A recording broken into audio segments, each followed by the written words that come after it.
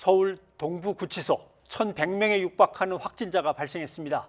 내일 서울 동부구치소에선 6차 전수검사가 이뤄집니다. 구치소에서 어떻게 감염이 확산했는지 원인 분석이 필요하다는 지적과 함께 정부 조치를 비판하는 주장도 이어지고 있습니다. 한동호 기자입니다.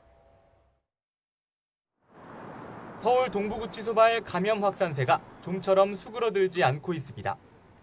5차 전수검사에서 결과가 안 나왔던 수용자 6명이 또 양성 판정을 받은 겁니다. 현재까지 확진자는 이미 1,000명을 훌쩍 넘어 집단 감염 사태 전 전체 수용자의 절반에 육박하고 있습니다. 전수검사 때마다 확진자가 급격하게 늘고 있는 가운데 또 한 번 동부구치소 전체 수용자에 대한 검사가 진행됩니다.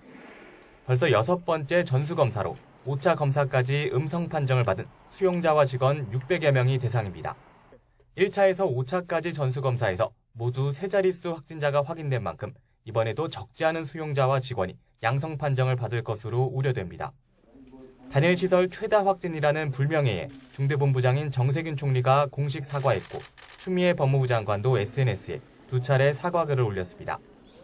법무부는 뒤늦게 전국 교정시설에 거리두기 3단계를 도입했지만 제주 교도소 등 다른 교정시설에까지 확진자가 속출하고 있습니다.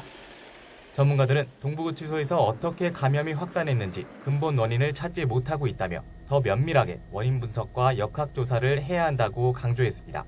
여전히 왜 동부구치소 안에서 어떠한 요인으로 원인을 찾지 못함으로 인해서 이 부분을 근본적으로 해결하는 게 좀 어려워지는 면에서 좀 우려를 보이고 있다고 생각하고요.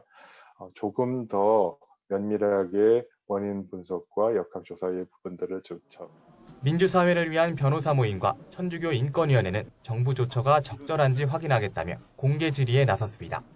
시설 내 위생용품이나 의료 서비스 보장을 비롯해 수용자가 외부와 소통할 권리 보장과 부당한 징계 금지, 사태 장기화 시 대책 등 9가지 사항에 대해 구체적인 정보를 밝히라고 요구했습니다.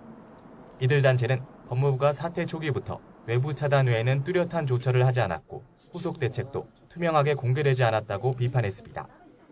서울 동부구치소 집단 감염 사태는 교정시설 인권 후진국이라는 우리 사회의 민낯이 그대로 드러났다는 평가입니다. 특히 사망자까지 잇따른 만큼 사태가 진정된 뒤 보완책 마련과 함께 책임 소재를 둘러싼 후폭풍도 만만치 않을 것으로 보입니다. YTN 한동우입니다.